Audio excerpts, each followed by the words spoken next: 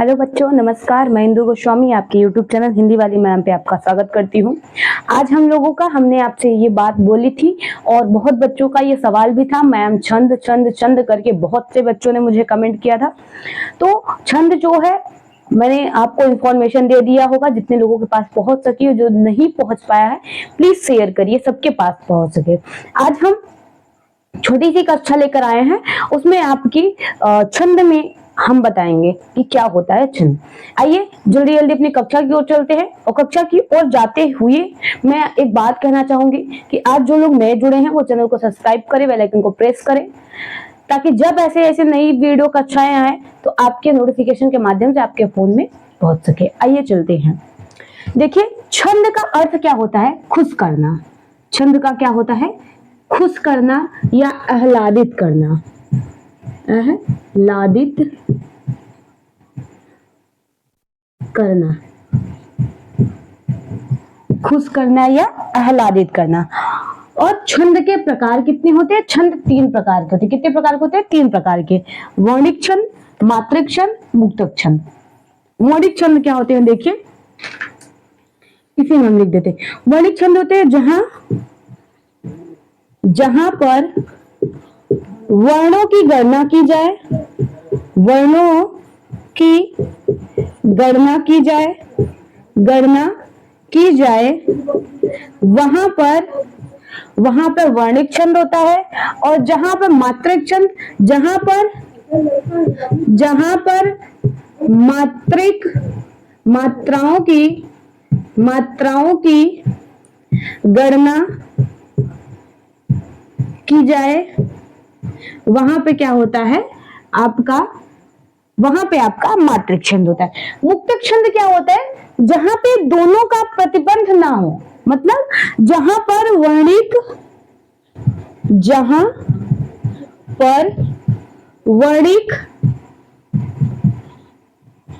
और मात्रिक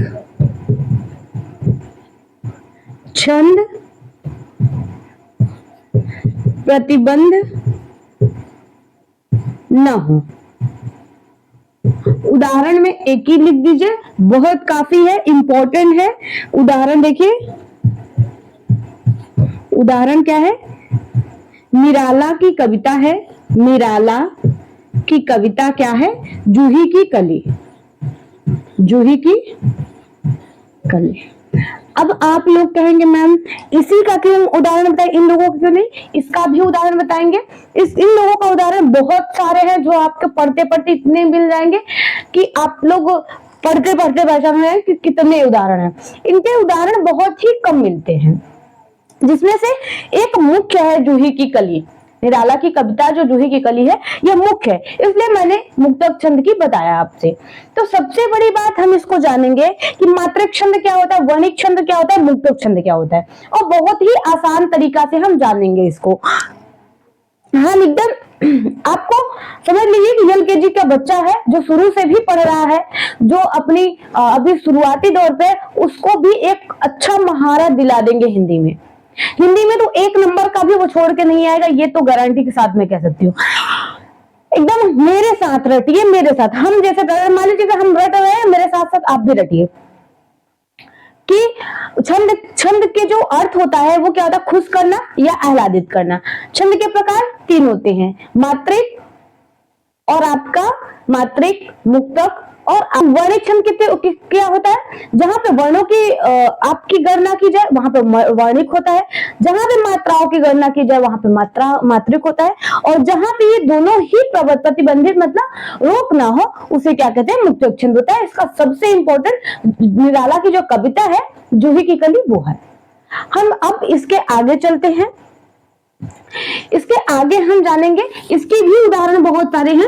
उदाहरण हम इन दोनों के कल आपको नोट्स में टेलीग्राम पे आपको दे देंगे, क्योंकि यहाँ बोर्ड पे लिखना बहुत ज्यादा हो जाएगा। समझाने के बाद हम आपको समझा दे रहे हैं, बहुत ज्यादा आपको उदाहरण चाहिए, आप टेलीग्राम ग्रुप पे जाइए, आपको जरूर मिल जाएगा। अब हम आगे क्या जानेंगे? आगे हमें ये जानना है संघटक। संघटक क्या होते हैं? अब छंद में एक और पार्ट आता है संघटक। संघटक जो होते हैं इसके क्या होते हैं? 8 पार्ट होते हैं।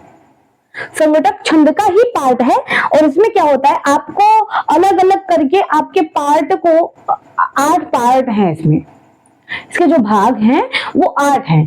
किस प्रकार है ये भी जानेंगे, कौन कौन से ये भी जानेंगे, और जो है उनका मतलब क्या है हम ये भी जानेंगे, लेकिन धैर्य से धीरे धीरे जानेंगे। हमें बस रटना है, मतलब हमें समझना है, रट के हमें कोई फायदा नहीं है। हम चाहते हैं कि 99% मैं नहीं कहूंगी, सब कहते हैं 99, मैं 99% नहीं कहूंगी, लेकिन हाँ इतना कहूंगी 70 से 75% आप क्लास में याद करो, 80 तक जाओ आप क्लास में याद करो, बाकी 20% आप अपने से रिवीजन करके, मैं यही कोशिश करूंगी। आइए संघटक चलते हैं। संघटक क्या है?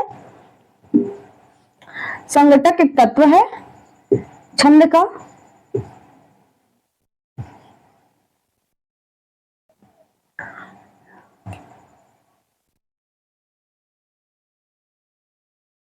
संघटक एक तत्व है। इसके कितने पार्ट हैं? 8 भाग हैं, 8 भाग हैं। इसके कितने भाग हैं? 8 भाग हैं। अब हम ध्यान से इसको देखेंगे कौन कौन से हैं। पहला है आपका चरण, दूसरा है आपका चरण, ध्यान से देखते जाइए और मुंह से बोलते जाइए, चरण वर्ण, वर्ण। तीसरा है मात्रा,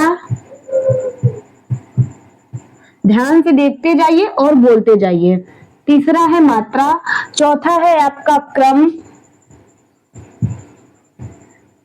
पांचवा है आपका यति, छठवां है आपका गति, और सातवां है आपका, सातवां है तुक, तुक, और आठवां है आपका गण। अगर आपको यहाँ पे कंफ्यूज या फिर थोड़ा सा दिक्कत होगा दिखने में, तो हम जो बोल रहे हैं उसको लिख लीजिए। चरण, वर्ण, मात्रा, इसलिए धीरे धीरे बोल रहे हैं कि अगर आप ना समझ में तो आप एक बार अपने से रिवीजन करिए। चरण, वर्ण, मात्रा, क्रम, यति, गति, तुक और गण, ये हमारे क्या है? संघटक तत्व हैं। छंद के संघटक तत्व हैं जिन्हें हम अच्छे तरीके से जानेंगे, और यही तत्व हमें पहचानने में छंद को बहुत मदद करेंगे, क्योंकि छंद में इनका बहुत बड़ा रोल है। हमें अगर छंद पढ़ना है तो इनके जरिए हम बहुत अच्छी तरह से छंद को पहचान सकेंगे। जिन बच्चों को भी, जितने बच्चों को भी छंद में दिक्कत आती थी, वो छंद में अगर कह रहे होंगे तो जाहिर सी बात है कि छंद में ऐसे तो कहेंगे नहीं, छंद में दिक्कत आती होगी, तो हम यही कहेंगे कि वो बच्चे इस वीडियो को जरूर देखें और अपने दोस्तों को जिसको भी दिक्कत है वो जरूर शेयर करें, क्योंकि ये संघटक जो है 8 गण, ये 8 गण हमें ऐसा करेंगे कि हमें ये जो 8 आपके संघटक है, ये 8 संघटक ही हमें छंद पहचानने में बहुत ही आसानी करेंगे। समझिए, जान है उनकी। आइए अब हम संघटक के बारे में जानते हैं कि कौन क्या है, कैसे है। इसके पहले इसको हमें मिटाना पड़ेगा, क्योंकि ये क्या है, इनफ हो चुका है, यहाँ पे नीचे नहीं आएगा।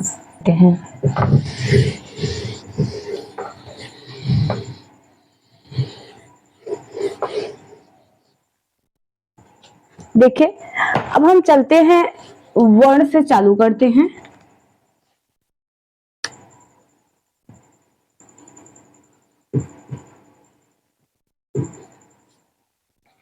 कि ध्वनि, ध्वनि के मूल इकाई, इकाई क्या होता है आपका? वर्ण होता है। एक लघु होता है, एक होता है गुरु। देखिए, अब इन दोनों को ही हमें ध्यान से, हमें इनसे मतलब, ये तो हमारा मेन हो गया, लेकिन उसकी जो हृदय होता है, देखो ये तो जड़ हुआ, जैसे ये तो जड़ हुआ, लेकिन हृदय जानते हो, जो बीच का हिस्सा होता है जिसकी वजह से कोई इंसान जिंदा रहता है, तो वो क्या रहता है? इंसान जिंदा रहता है, जो भी प्राणी जिंदा है वो हृदय होता है। तो जो हृदय उसके में धड़कता रहता है, वही है ये लघु और गुरु इसके वर्ण के। देखो अब लघु क्या होता है, लघु होता है ऐसे कि इसमें क्या कौन कौन से आते हैं, जैसे अ हो गया, ई हो गया, ओ हो गया, री हो गया, और आपके चंद्र बिंदु वाले शब्द, सॉरी चंद्र बिंदु वाले आपके वर्ण, बिंदु वाले आपके वर्ण। और इसमें क्या है, आ हो गया, ई हो गया, उ हो गया, ए हो गया, अ हो गया, अ हो गया,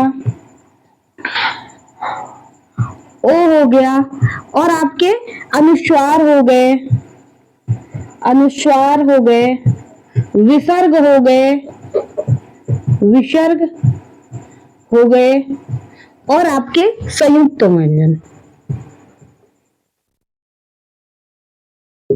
संयुक्त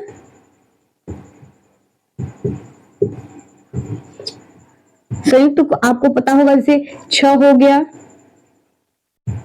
त्र हो गया, ये सब आपको पता ही होगा, ज्ञ हो गया। तो ये हमारा क्या है, ये वर्ण हो गया।